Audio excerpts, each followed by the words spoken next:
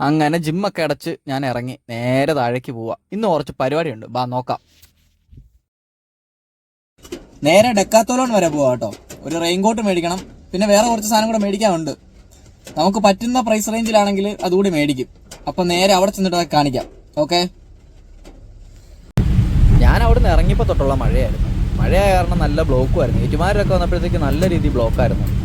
പതിയെ പതിയെ പതിയെ പോന്നെ, അത് വഴി മുഴുവൻ കുഴി.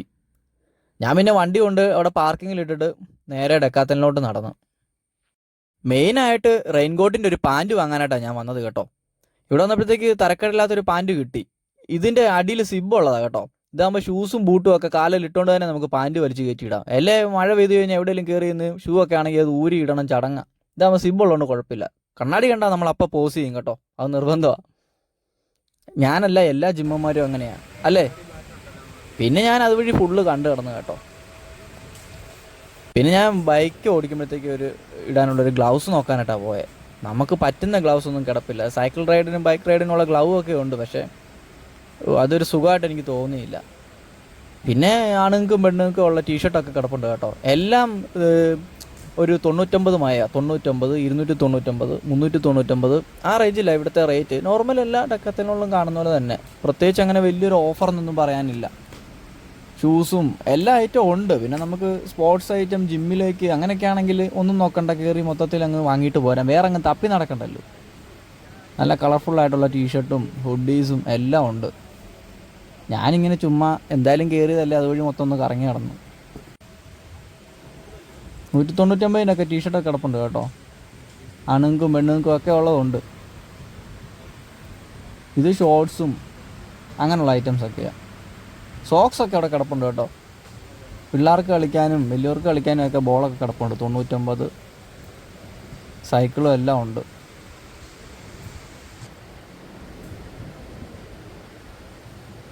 ഞാൻ ആ ഹോണൊന്ന് പിടിച്ച് അമ്മയ്ക്ക് നോക്കിയതാണ്. മീൻകാരുടെ ഹോണ് പോലെ ആഞ്ഞേക്കുമായിരുന്നു. എല്ലാവരും എന്നെ നോക്കിയാൽ. ഗ്ലൗസ് ഇതാ ഞാൻ പറഞ്ഞത്, പക്ഷെ അതൊരു സുഖമില്ല. ഞാൻ പിന്നെ അത് കാരണം അത് വാങ്ങിയില്ല. ഞാൻ പിന്നെ അതിലെല്ലാം കറങ്ങി കിടന്നു. എന്നോട് പറഞ്ഞു മറ്റേ ഒരു ബാസ്ക്കറ്റ് എടുത്തുകൊണ്ട് പോകാം. ഞാൻ ഈ ഒരു റെയിൻകോട്ടും മേടിച്ചിട്ട് ആ ബാസ്ക്കറ്റ് ഇട്ടുണ്ട് അതിലെ കിടന്ന നാണക്കേടല്ലേ. ആ ഒരെണ്ണം ഇടാനായിട്ട് വെള്ളിക്കാട്ടിലും ബാസ്ക്കറ്റ്. ജാക്കറ്റൊക്കെ നോക്കി, എല്ലാത്തേലും സാലറി എഴുതി വെച്ചേക്കും എൻ്റെ. അതുകൊണ്ട് പിന്നെ അതങ്ങോട്ട് നോക്കിയില്ല. എല്ലായിടത്തും ഓരോ കണ്ണാടി ഉണ്ട് കേട്ടോ. നമ്മുടെ ചതിക്കാത്ത എന്തോന്നത്തെ ഫാൻ. പിന്നെ ഞാൻ ബാഗ് മൂടുന്നൊരു കവറ് വാങ്ങി കേട്ടോ. ബാഗ് മൂടിയിടാം, ട്രിപ്പൊക്കെ പോകാൻ നേരമേ ബാഗ് നനയാണ്ടിരുന്നോളൂല്ലോ. കോട്ടിനകത്ത് ബാഗ് ഇടാം, എന്നാലും ചുമ്മാ ഒരെണ്ണം വാങ്ങിയത്.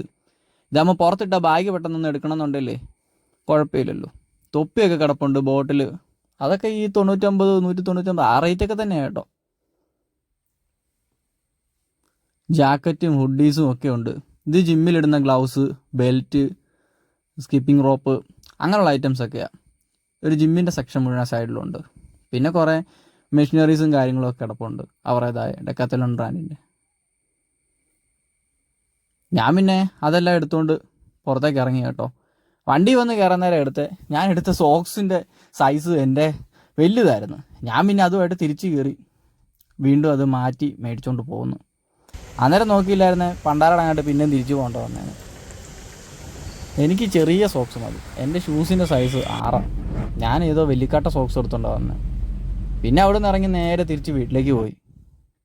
ഇത് ഏറ്റുമാര് തന്നെ കേട്ടോ. നമ്മുടെ ബസ് സ്റ്റാൻഡിൻ്റെ ഓപ്പോസിറ്റ്, ബസ് ഇറങ്ങി വരുന്നതിൻ്റെ ഓപ്പോസിറ്റ് ഈ വിപണനമേളയില്ലേ, പാത്രങ്ങളും വീട്ടിലേക്ക് വേണ്ട എല്ലാ സാധനങ്ങളും ഉണ്ട് കേട്ടോ. ഞാൻ ശിവാനിക്കൊരു കുപ്പി വാങ്ങാനായിട്ട് കയറിയതാണ്.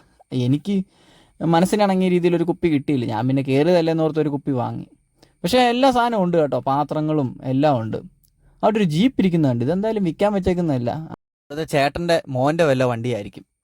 ഞാൻ പിന്നെ ആ വഴി അതിനകത്തെല്ലാം ഒന്ന് കയറി നടന്ന് മൊത്തത്തിൽ ഒന്ന് വീഡിയോ ഒക്കെ എടുത്തു. ഒത്തിരി സാധനങ്ങളൊക്കെ ഉണ്ട് വാങ്ങാനാണെങ്കിൽ കേട്ടോ. പിന്നെ അവിടെ നിന്ന് ഇറങ്ങി, നല്ല മഴയുണ്ടായിരുന്നു. ഓടിച്ചെന്ന് നനഞ്ഞ് വണ്ടിയെ കയറി. ഇത് നമ്മുടെ ഏറ്റുമാനൂർ ബസ് സ്റ്റാൻഡിൻ്റെ ഓപ്പോസിറ്റാണ്, ബസ് ഇറങ്ങി വരുന്നതിൻ്റെ ഓപ്പോസിറ്റാണ്. പിന്നെ നേരെ കുറുപ്പന്തറ വന്നു, പച്ചക്കറി വാങ്ങാനായിട്ട് കയറി. വീട്ടിലേക്ക് കറി വെക്കാനൊക്കെ തീർന്നായിരുന്നു. ഞാൻ കുറച്ച് പച്ചക്കറിയും വാങ്ങി. പൂവമ്പഴം ഉണ്ടായിരുന്നു, അത് 1 കിലോ വാങ്ങി. ഇങ്ങനത്തെ കാഴ്ചയൊക്കെ വളരെ ചുരുക്കമാണ് കേട്ടോ. ഈ കുടനന്നാക്ക്, ചെരുപ്പനാക്കൊക്കെ ഇപ്പം അങ്ങനെ കാണാനില്ല. കാരണം പോയാൽ അന്നേരം പുതിയത് വാങ്ങുക എന്നുള്ള സെറ്റപ്പാണ് പലരും. ചുരുക്കം ആളുകൾ ഉള്ളെന്ന് തോന്നി ഇങ്ങനെ കൊടുക്കുന്നുമുണ്ട്. എന്തായാലും അവരുടെ ബിസിനസ് നടക്കുന്നുണ്ട് കുഴപ്പമില്ലാതെ. അവിടെ നേരെ ഞാൻ വീട്ടിൽ ചെന്നു. ശിവാനും നിവ്യ അവിടെ എന്നെ നോക്കി നിൽപ്പുണ്ടായിരുന്നു. അപ്പോൾ ഓക്കെ ബായ്.